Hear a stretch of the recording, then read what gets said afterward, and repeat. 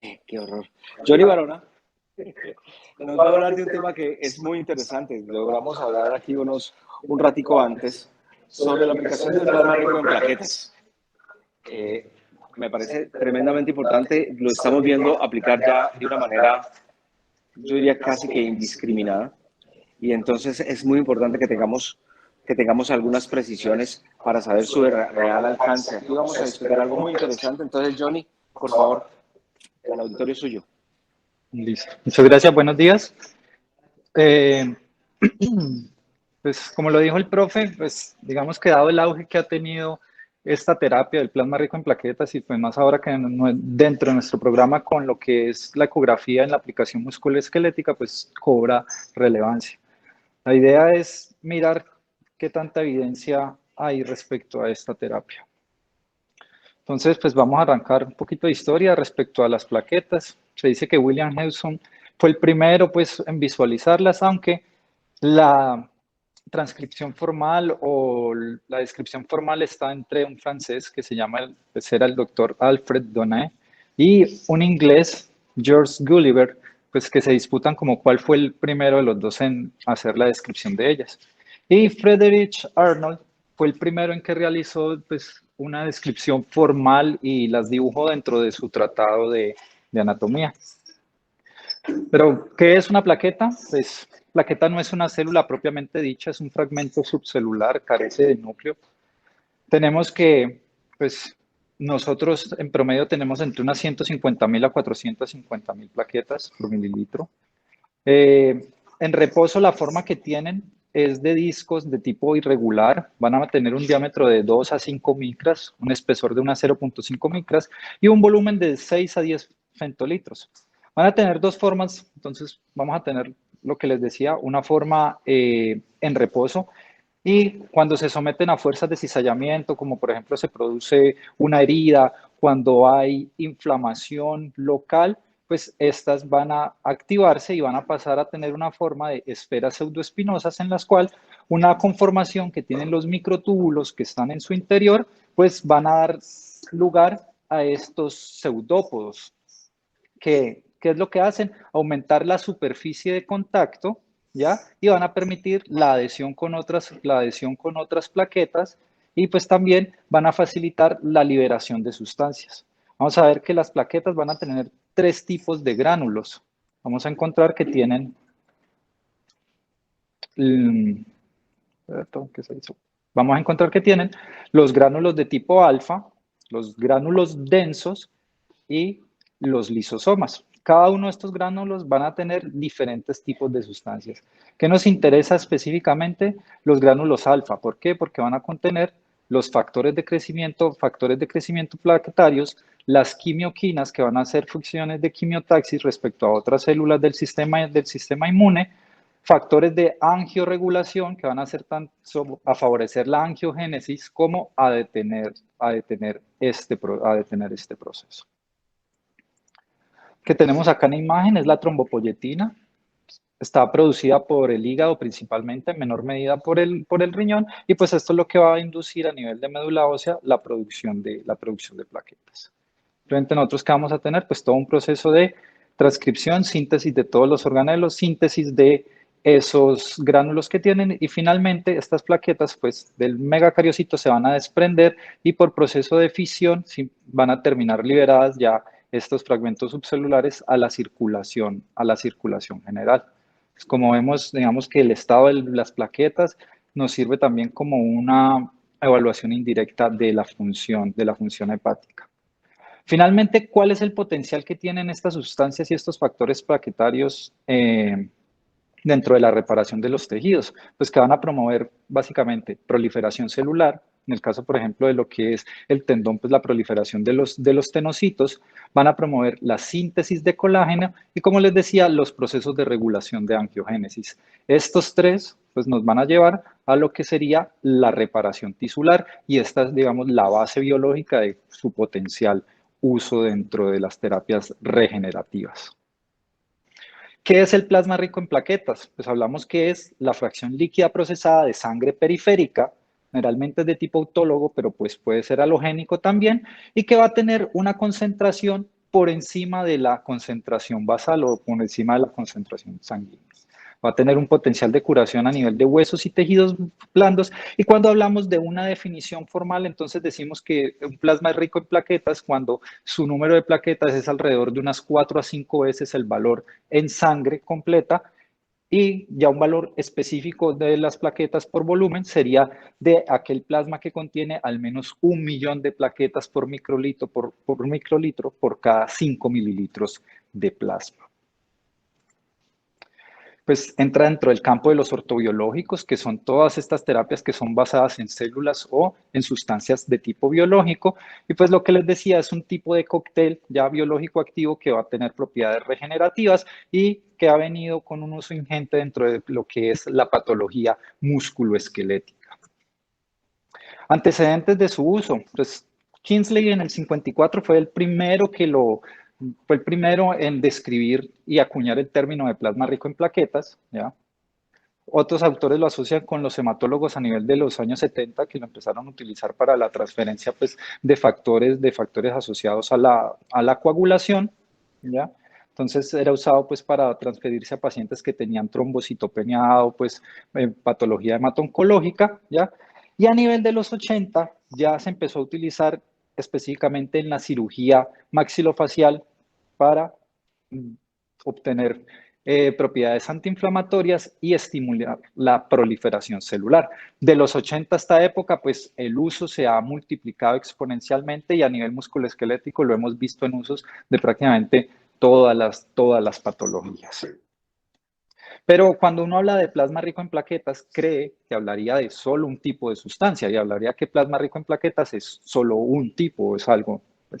Pero, alejado de la realidad, los productos relacionados con el plasma rico en plaquetas son muchísimos. Entonces, por ejemplo, nosotros acá tenemos plasma rico en plaquetas que es rico en fibrina, el que es autólogo, podemos tener el halogénico, por ejemplo, también podemos tener de acuerdo a la concentración de leucocitos, si es leucorreducido o si es normal en leucocitos o si es alto en leucocitos. Podemos tener solo plasma o los factores derivados de las plaquetas. Entonces vamos a ver que hay una gran cantidad de productos. Y esto a nivel de investigación empieza a complicar las cosas porque lo que vamos a ver más adelante es que muchos de los protocolos que se utilizan a veces no se identifica exactamente cuál fue el tipo de plasma que se utiliza y eso hace que las investigaciones empiecen a tener una alta heterogeneidad que va a dificultar la interpretación de los resultados y pues también definir la utilidad clínica que va a tener.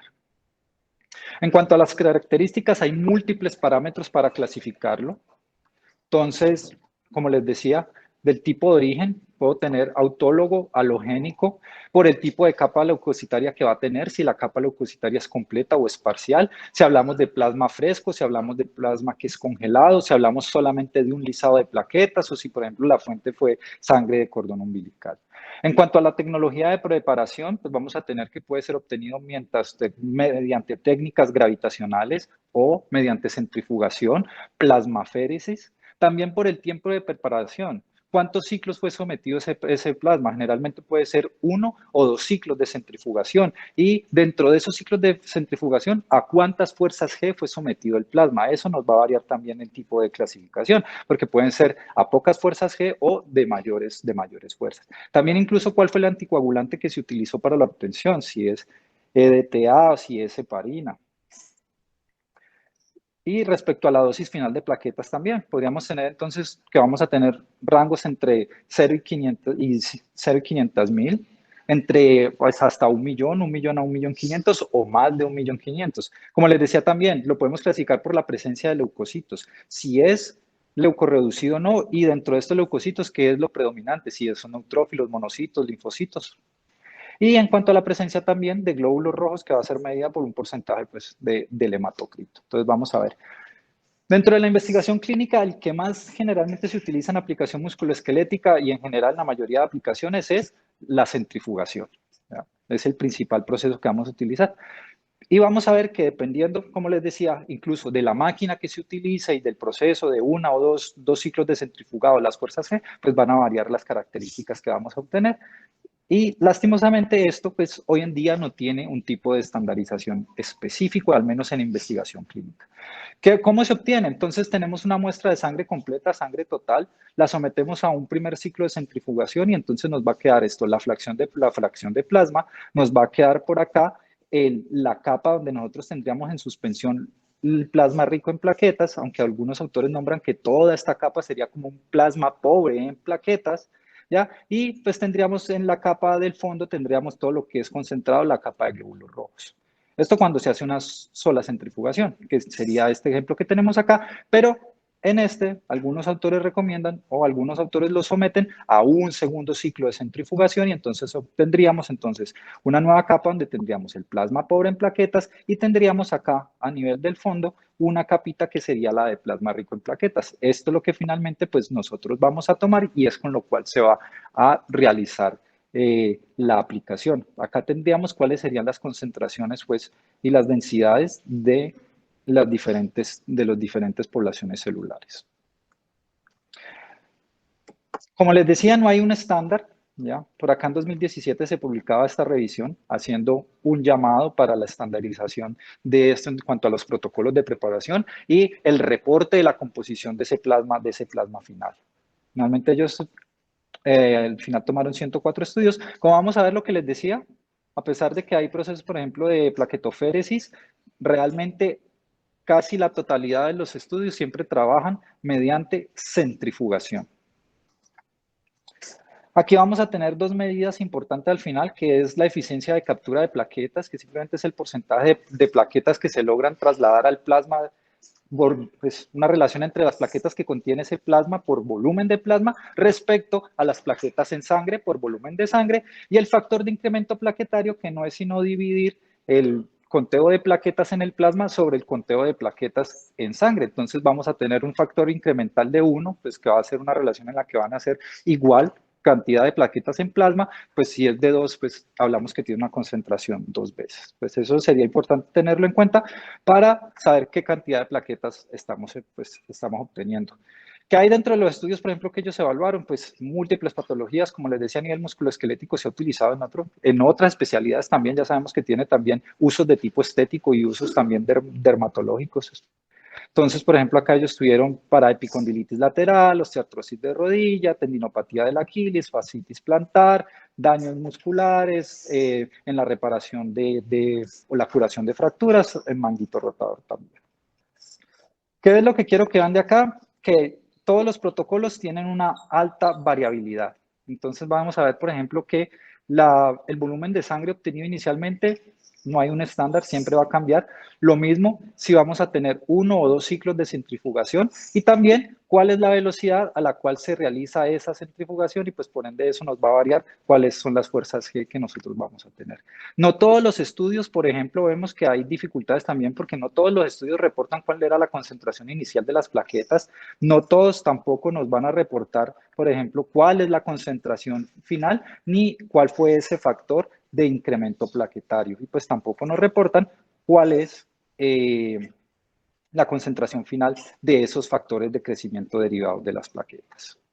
Entonces, esta otra revisión, 2019 también, nos hace también nuevamente un llamado a estandarización y esta se centraba en buscar cuáles eran esos factores de la preparación que influían dentro de la concentración final de plaquetas en ese plasma.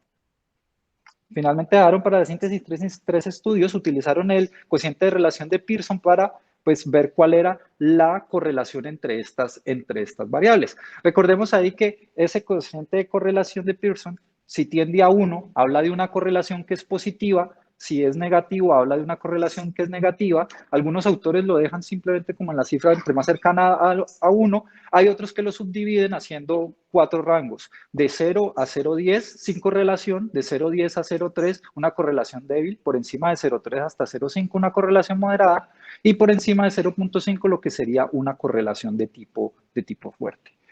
¿Cuáles fueron los principales o realmente en los que ellos encontraron que había una correlación? Y es el volumen de sangre obtenido, que hablaríamos de que tiene una correlación moderada positiva. Entonces, a mayor volumen de sangre, vamos a incrementar el volumen de plaquetas o la cantidad de plaquetas en el plasma final. Y el otro es las fuerzas G a las que es sometido esto. Entonces, entre mayor fuerzas G, pues mayor va a ser el número de plaquetas que vamos a obtener al final. Y esto, pues, teniendo en relación esa correlación, hablando de que sea 0.5, pues una correlación fuerte, pues tendríamos que ese sí sería un factor de correlación fuerte. Y esto al final, ¿con qué también nos va a incidir de manera indirecta? Pues vemos que el número de plaquetas se va a correlacionar también de manera positiva fuerte con la presencia, por ejemplo, en este caso, de factor de crecimiento derivado de plaquetas alfa y beta, pues que es alguna de las sustancias que van a tener, digamos, efectos.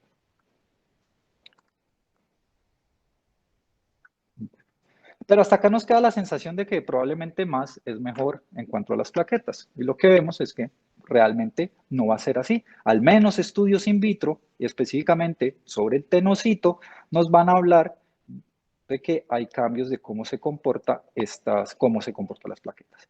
Entonces, ellos tomaron cultivos de tenocitos de pacientes sanos. Es una de las limitaciones también que vamos a ver, porque esto solo nos habla de cómo se están comportando esos tenocitos sanos. No sabemos cómo se puede comportar un tenocito enfermo respecto a la concentración de las plaquetas y de estos factores de crecimiento. Hicieron una línea de cultivo que era el control positivo, donde había proliferación de los tenocitos, un control negativo donde no tenían proliferación, y lo que hicieron fue poner los cultivos a diferentes concentraciones de plaquetas.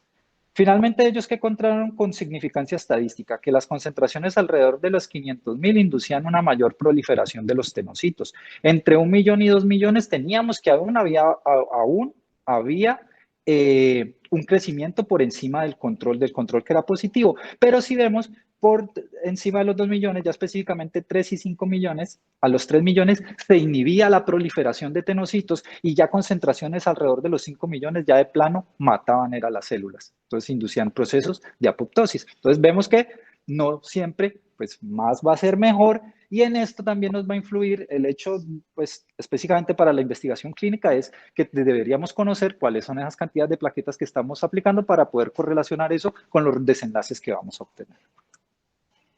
En cuanto a la tendinopatía, pues una de las patologías que más nos interesa acá. Entonces, ¿qué tenemos de evidencia? Tras estudios que habían revisiones sistemáticas en las que generalmente los estudios que se incluyeron fue manguito de los rotadores, epicondilitis lateral, tendón patelar, fascitis plantar y el tendón aquiliano. Entonces, primera revisión, esta es de enero del 2023, la revista de clínica de medicina deportiva, ¿listo? Y en esta habla de cuál es la eficacia del plasma rico en plaquetas versus el placebo en el tratamiento de tendinopatía en diferentes patologías.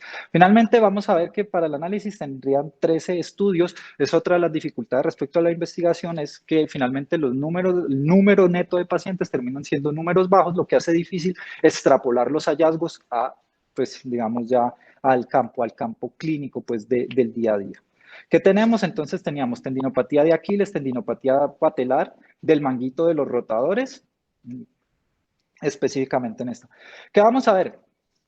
Si hay variación en la preparación, hay también variación en lo que es los protocolos de inyección. Entonces vemos acá que tenemos protocolos de inyección de una sola inyección de plasma rico en plaquetas versus protocolos que 2, e incluso por acá que teníamos un protocolo que había de 3 inyecciones, o a veces otros protocolos de hasta 4 inyecciones.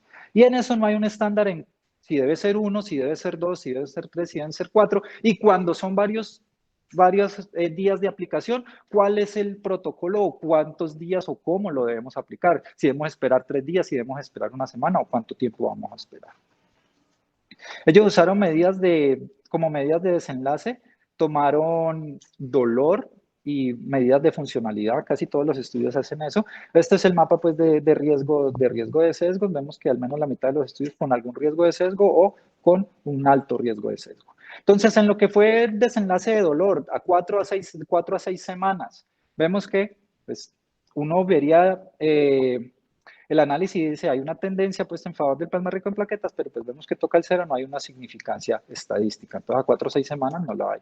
Dolor a 12 semanas, tampoco encontramos una diferencia que nos marque, pues, alguna diferencial. Y lo que sí vamos a encontrar a través de los estudios es que vemos, por ejemplo, la marca del I cuadrado, y que nos habla de heterogeneidad, pues nos va a hablar que siempre hay una alta heterogeneidad en cuanto a los estudios. A las 24 semanas pareciera que empieza a haber un efecto sin embargo, también estamos aquí tocando el cero, entonces pues no hay una significancia realmente estadística. En cuanto a la función, también uno dijera, hay una tendencia a favor del plasma rico en plaquetas, pero no encontramos que haya una significación estadística. En este la heterogeneidad fue un poco menor. A las 12 semanas, nuevamente, no encontramos algo que nos favorezca, pues, o que nos dé una significación estadística. Y a las 24 semanas, pues, tampoco lo encontramos. Finalmente, ¿qué concluyen? En cuanto a la presentación de eventos adversos, en el grupo de pacientes que fueron sometidos a plasma rico en plaquetas, pues lo principal fue dolor en sitio de inyección. Esto no me quedó claro, lo relataban como reacción alérgica, no especifican realmente sobre qué. Y en el grupo de control, pues 3 pacientes, que lo principal fue dolor del sitio de inyección y la formación de hematoma. Finalmente, ¿qué hay? No se encontraron diferencias que fueran estadísticamente significativas en cuanto a dolor y mejoría funcional. Esto fue independiente del tipo de tendinopatía, del régimen de aplicación y pues de la concentración de leucocitos que nosotros pudiéramos tener. Nuevamente, limitaciones, pues plasma rico en plaqueta de tipo heterogéneo, o sea, protocolos de preparación y administración que son variados. Tampoco todos los estudios nos reportan cuál es la cantidad de plaquetas que hay en ese plasma que van a aplicar. También hablaban de que había heterogeneidad en cuanto a los pacientes, digamos que no era homogéneo en cuanto a la distribución de, pues, que eran variables como por ejemplo la edad, el sexo, el índice de masa corporal y pues también que número pequeño de estudios, número limitado de pacientes. ¿Qué encontraron ellos? Pues que no había encontrado que fuera superior al placebo en cuanto al dolor en seguimiento a 4, 6, 12 y 24 semanas. Ahorita sobre plasma rico en plaquetas que no mejora los resultados clínicos en pacientes con desórdenes del manguito rotador, pero sí reduce la tasa de reruptura en estos pacientes. Cuando hablamos de que hay una ruptura completa que va a manejo quirúrgico. Este estudio, publicado ahorita en diciembre del 2022 en la revista pues, de cirugía de rodilla. 18 estudios al final. ¿Qué es lo principal acá? Estos son los estudios del brazo de manejo pues, conservador. Todos eran pues, tendinosis o rupturas parciales. El principal tendón envuelto fue el del supraespinoso y acá lo que vemos los comparadores fueron variados, desde punción de aguja seca, desde terapia física, solución salina, pues, ejercicio o la aplicación de corticosteroides. Vemos la aplicación en casi todos fue a través de inyección, pero los volúmenes también que se dieron de plasma pues fueron diferentes. Ahora en el brazo de manejo quirúrgico, pues todos sí eran pacientes que tenían una ruptura completa, principalmente supraespinoso e infraespinoso, y acá el comparador entonces la intervención era hacer la reparación quirúrgica y en el momento de la reparación quirúrgica la inyección de plasma rico en plaquetas y los controles era simplemente la reparación quirúrgica. En esto, pues varió también. Recordemos que hay diferentes preparados. Entonces, por ejemplo, en uno se aplicó fue una membrana de plasma rico en plaquetas, otro sí directamente inyección, otro que es gel concentrado, que hay gel concentrado de plaquetas. Entonces, eso pues también nos va a variar. Esta fue la distribución de los estudios a través del tiempo, pues vemos que ha habido una importante, pues digamos que más o menos se ha dado a investigar durante el tiempo. La distribución global de los estudios que ellos tomaron, pues teníamos prácticamente de todos los continentes. El riesgo de sesgos, nuevamente, pues digamos que hay pocos estudios en los que uno vea que el riesgo de sesgo finalmente es bajo, para los estudios quirúrgicos. Los estudios de manejo conservador todavía mayor, a todos, prácticamente todos con algún riesgo de sesgo. Escalas que utilizaron nuevamente, medidas de desenlace de tipo de dolor y funcional. Aquí atrás de los estudios tampoco no hay, digamos, una estandarización en cuanto a cómo se van a reportar. Entonces, en cuanto a dolor, puede ser escala numérica cuantitativa, puede ser escala visual análoga. En escalas de funcionalidad, por ejemplo, fue el puntaje de hombro de la Universidad de California en Los Ángeles, o el índice de disabilidad de hombro y de mano, o también el Western Ontario, pues que sería también como una, digamos, similar a lo que es el WOMAC, pero aplicado para el hombro, y también otra medida funcional como el T-simple de hombro, y pues en el quirúrgico sí, pues fue la tasa de reruptura. Debido a la heterogeneidad, ellos no pudieron someter pues ya como al su análisis a los pacientes de manejo conservador. Hicieron el reporte de los pacientes de manejo quirúrgico. Pues, esta forma de reportar, digamos, no la había visto. No me queda muy claro respecto a lo que ellos nos dan en la conclusión, porque finalmente lo que nos dicen acá es que si la tasa de rerupturas fue significativamente mejor y tenía, digamos, significación estadística en esos pacientes que fueron llevados a la reparación más la aplicación del plasma rico en plaquetas. En cuanto a los estudios de manejo conservador, entonces, en cuanto a dolor, finalmente ellos que encontraron, pues que 5 estudios tenían una mejoría a corto plazo con el plasma rico en plaquetas, o sea que esto era más o menos seguimientos a un mes, solo un estudio con una mejoría a largo plazo, o sea, hacia los 6 meses, y había un estudio que hablaba que fue a favor del control la mejoría, esto fue comparado contra corticosteroides. Sin embargo, pues en esto pues ellos no pudieron hacer la comparación por la heterogeneidad.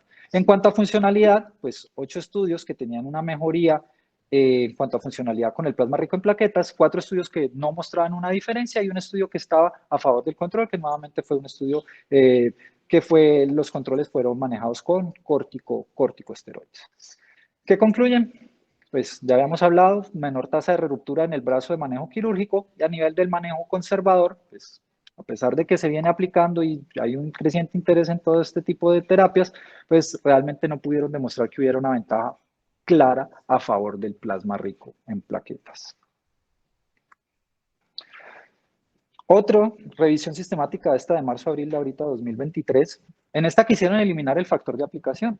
Los otros estudios no todos eran con aplicación ecoguiada. Entonces dijeron, pues vamos a llevar el plasma rico en plaquetas directamente a la zona a través de la guía ecográfica. Entonces en esta solo incluyeron estudios en los que las aplicaciones de las terapias hubieran sido mediante guía ecográfica. Finalmente, 33 estudios les quedaron, que tenían 8 estudios de epicondilitis lateral, 5 estudios de fascitis plantar, 5 estudios de tendinopatía del Aquiles, 7 estudios de patología de manguito rotador, 3 estudios de tendinopatía patelar e incluso 5 estudios para síndrome de túnel del carpo. Estos fueron los comparadores. Entonces, solución salina, esteroides, sangre completa, anestésico local, punción con aguja seca, proloterapia y aplicación de derivados de médula ósea, específicamente células de tipo mesenquimal. Riesgo de sesgo no nos presentaban pues como el mapita de la herramienta de evaluación de sesgo de Cochrane. Estaba todo literalmente en texto. Entonces, ¿qué nos decían? De los 33, 32 estudios tenían alto riesgo de sesgo en al menos uno de los dominios. Todos, o sea, los 33 tenían un riesgo no claro de sesgo para alguno de los dominios, ¿ya? Y estos riesgos se presentaban entre la distribución de los pacientes, el cegamiento, los datos de desenlaces que estaban incompletos o que algunos hacían un reporte de tipo selectivo. ¿Qué encontraron acá? Entonces, en cuanto a lo que fue epicondilitis lateral, dolor a un mes y a 3 meses, encontramos que pues no había no se iba a favor de ninguna de las dos terapias, ni a favor de plasma ni a favor de los controles. A los 6 meses y a los 12 meses, pues nuevamente no encontramos que hubiera una tendencia a favor de ninguna de las terapias. En cuanto a manguito rotador, dolor al mes y a los 3 meses, nuevamente no encontramos que hubiera una tendencia a favor de alguna de las terapias. A los 6 y a los 12 meses persiste sin diferencias. En cuanto a función en epicondilitis, al mes y a los 3 meses, tampoco no tenemos ningún resultado que tenga una significación estadística, a pesar de que pareciera que hubiera una tendencia a favorecer al plasma rico en plaquetas, y lo que sí encontramos nuevamente también al analizar el licuadrado es que tenemos una alta heterogeneidad. A los 6 meses y a los 12 meses, nuevamente no tenemos ningún cambio. Lo único que nos reportaron fue en el cuestionario de Boston para el síndrome de túnel del carpo, en lo que fue la parte de severidad, sí los resultados estaban a favor de la aplicación de plasma rico en plaquetas, pero en contraprestación en cuanto a severidad, y esto fue, digamos que se presentó tanto al mes, los 3, los 6 y los 12 meses se mantuvo este resultado. Pero en cuanto al score funcional o la puntuación de funcionalidad, pues vemos que al mes no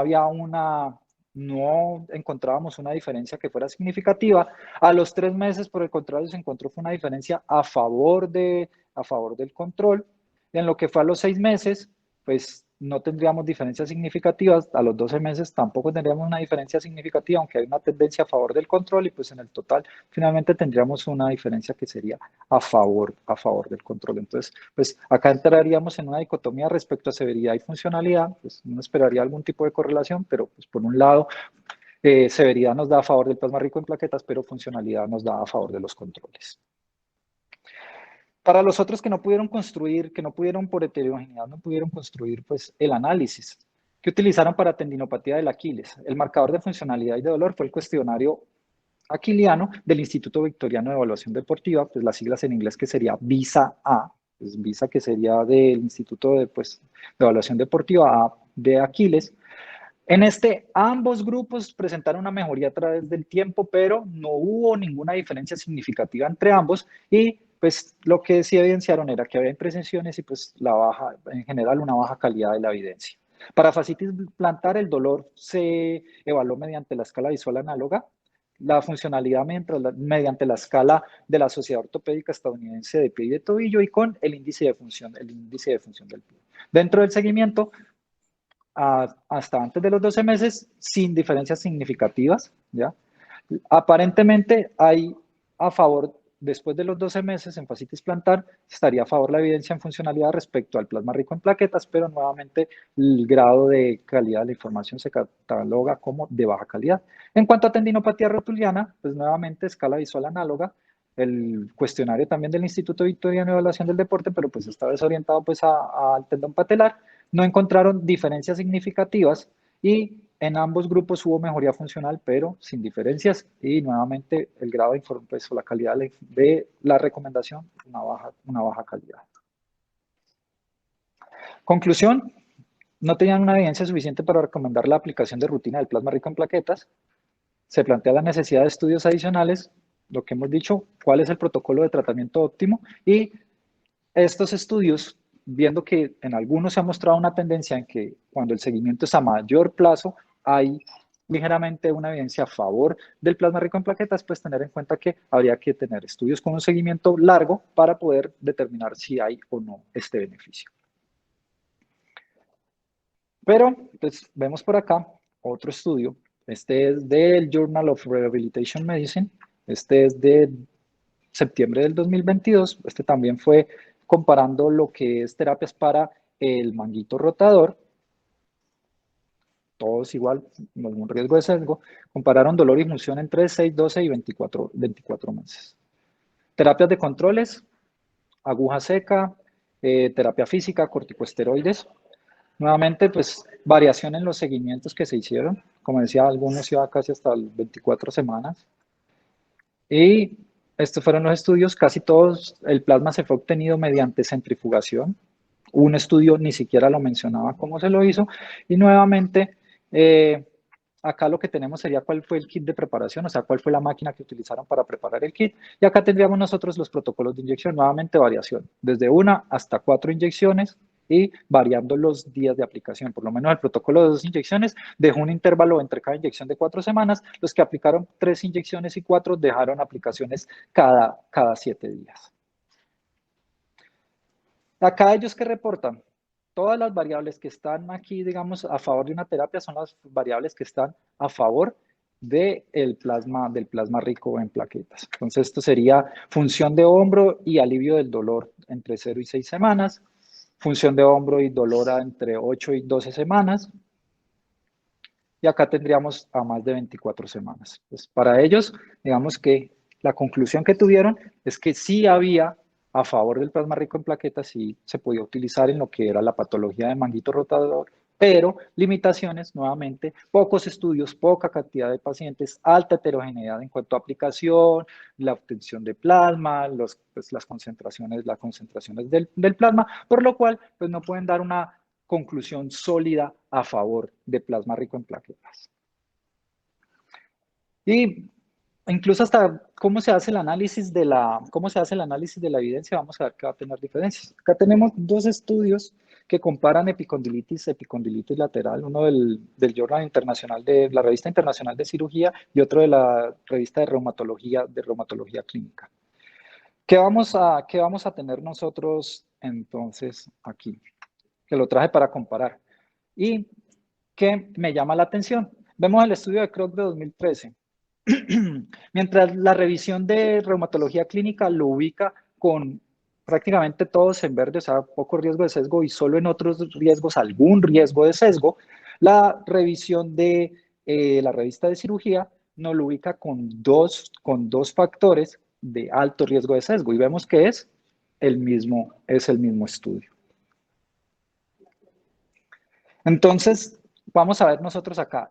¿Qué tenemos acá arriba? Entonces, tenemos el estudio de reumatología clínica. Vemos que hay una tendencia a favor del plasma rico en plaquetas no significativa estadísticamente, mientras que en el de la revista de cirugía, pues vamos a encontrar que esto sí está a favor del plasma rico en plaquetas. Así fue para todos los resultados. Esto fue los de los scores de funcionalidad, mientras la revista de reumatología clínica pues no reporta que haya nada a favor del plasma rico en plaquetas. La revista de cirugía nos reporta que este índice de discapacidad de hombro y mano, pues los resultados sí están a favor del plasma rico en plaquetas. Entonces, pues vamos a ver que incluso hasta dentro del reporte hay heterogeneidad. Saliéndonos un poquito de la patología tendinosa, publicado en los archivos de Medicina Física y Rehabilitación, 31 de marzo del 2023, habla sobre la aplicación en capsulitis adhesiva. Finalmente, pocos estudios quedaron.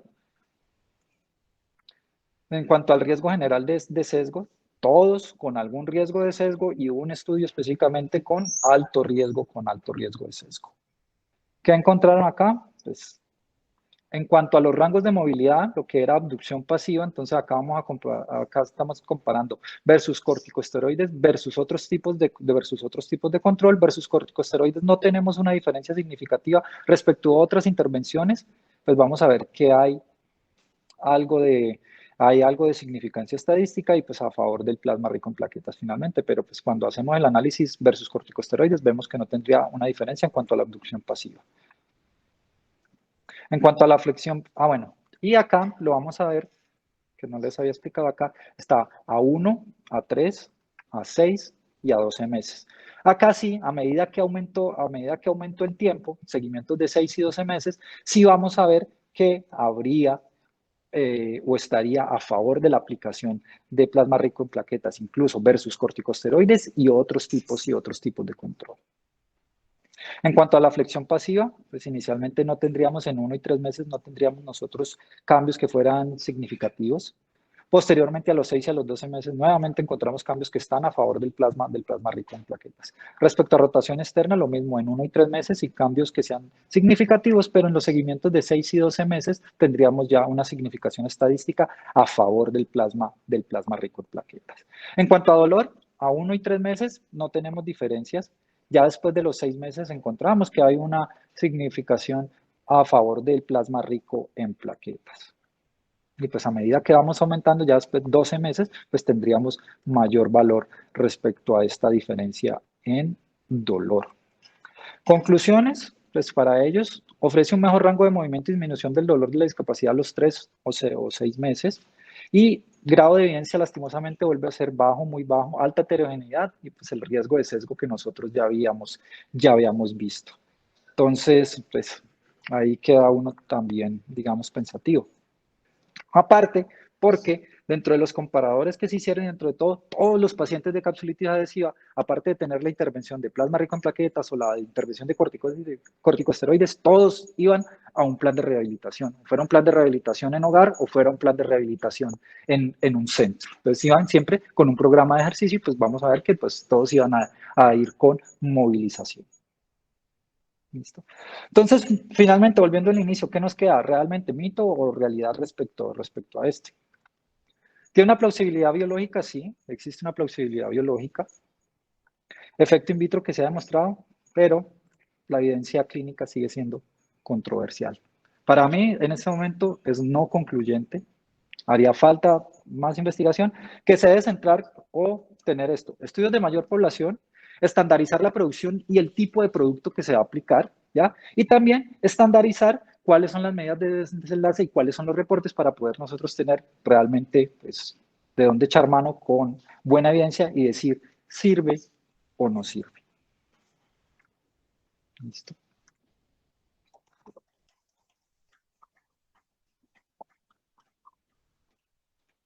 Respecto a osteoartrosis, específicamente de rodilla,